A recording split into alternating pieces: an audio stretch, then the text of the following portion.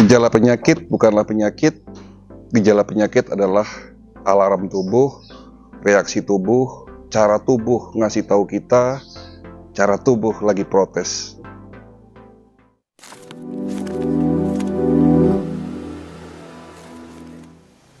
Terkadang gejala penyakit belum tentu penyebabnya di tempat yang sakit. Oleh karena itu, butuhnya analisa sebuah medical check-up holistik. Ya Pak Agus, keluhannya apa Pak sebelumnya Pak? Ya banyak juga, Banyak juga. kehilangan keseimbangannya terganggu. Kehilangan keseimbangan terganggu. Hilang sih enggak, keseimbangannya terganggu. Punggung sakit ya. Punggung, Kalau enggak disandarkan punggung sakit. kalau tidak sadar punggung sakit. Ya, mungkin tangan kiri sakit. Tangan kiri sakit. Ya. Baik. Seperti cuplikan wawancara antara pasien dengan kami, ya, di mana keluhan dari pasien itu ada kesemutan, ada kurangnya keseimbangan badan, dia kalau duduk lama itu sakit, atau bahkan kalau tidak duduk punggungnya sakit, dan berbagai macam keluhan. Sebetulnya kembali lagi itu bukan penyakit, tapi itu adalah alarm tubuh. Inilah yang membedakan kami dari Kampung Sehat Holistik, pelayanan pengobatan holistik dengan pengobatan secara medis, di mana jika pendekatannya dengan medis, tentunya pengobatan yang dilakukan hanya berdasarkan untuk meredakan simptom atau gejala yang dirasakan. Sementara dengan konsep pengobatan secara holistik, pengobatannya tentunya berdasarkan penyebab sakit itu sendiri. Seperti pada video sebelumnya, di video penata laksanaan pengobatan holistik, semua pasien yang datang di Kampung Sehat Holistik dilakukan medical check-up secara holistik. Dari hasil medical check-up yang didapatkan, kami menyimpulkan ada beberapa penyebab kenapa pasien itu mengeluhkan gejala yang seperti tadi saya sampaikan. Di sini terlihat yang pertama, kualitas dari darahnya itu sendiri itu tidak baik. Kekentalan darah tinggi, kolesterol tinggi, pH darah asam. Nah, di sini poinnya bahwa kalau seseorang yang pH darahnya asam itu menandakan tingginya oksidasi dalam tubuh. Dari hasil pemeriksaan CT scan dengan teknologi BR scan atau 3D NLS bioscanner, di sini pun saya melihat adanya indikasi penyempitan pembuluh darah di otak. Inilah yang menyebabkan terjadinya penurunan oksigenasi di dalam otak, sehingga gejala seperti kurangnya keseimbangan tubuh itu akan berkurang. Nah, disinilah saya bisa menentukan pengobatan apa yang bisa dilakukan untuk pasien tersebut. Dari hasil scanning juga saya mendapatkan adanya gangguan di organ paru-paru, di mana kita tahu bahwa fungsi paru-paru adalah pertukaran zat antara oksigen dan karbon dioksida, sehingga jika ada kelainan di paru-paru, entah itu berupa infeksi ataupun penyakit kronis paru lainnya, ini akan menyebabkan menurunnya oksigenasi di dalam darah. Ini juga yang menyebabkan pada akhirnya fungsi organ, terutama otak, itu menurun.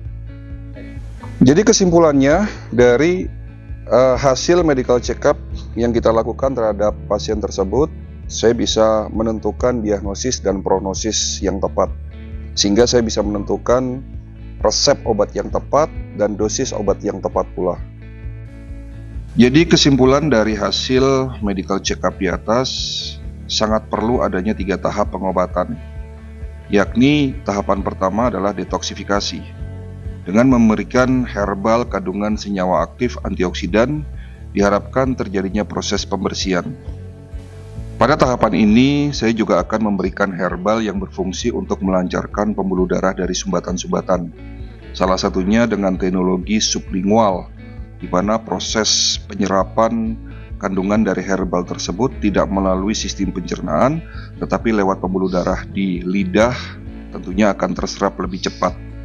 Lanjut tahapan kedua, yakni tahapan defense, di mana pada tahapan ini saya akan memberikan herbal yang berfungsi untuk menyeimbangkan dan menguatkan imunitas tubuh.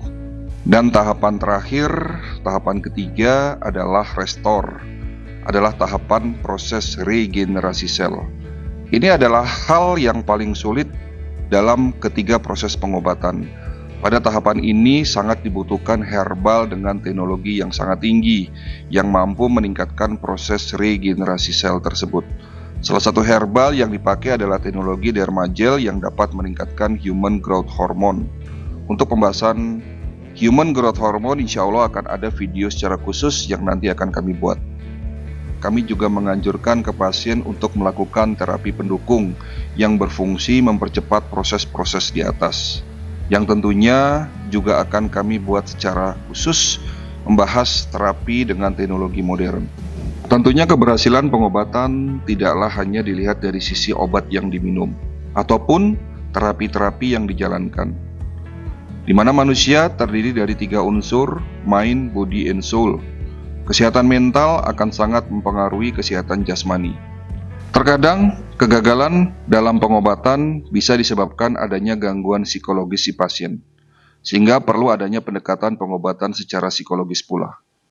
Sangatlah penting seorang konsultan melakukan pendekatan secara mental atau psikis dengan cara memberikan motivasi kepada pasien. Keyakinan dalam pengobatan akan menjadi sugesti positif buat pasien. Konsultan juga wajib memberikan masukan kepada pasien yang terkait bagaimana cara hidup sehat, mulai dari aturan makan, minum, istirahat, dan lain-lain. Seperti dalam hadis Rasulullah SAW bersabda, setiap penyakit ada obatnya.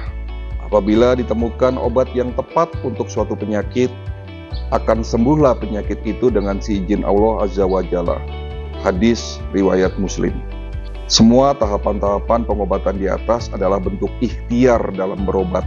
Tetapi yang jangan dilupakan, tetaplah berdoa dan berbanyak sedekah. Itulah pengobatan yang kami lakukan di Kampung Sehat Holistik. Mulai dari medical check up, lalu konsultasi dengan konsultan, lalu ada obat yang diberikan, dan juga terapi-terapi pendukung. Jangan berasumsi dan jangan asal konsumsi. Saya Dok Chai dari Kampung Sehat Holistik.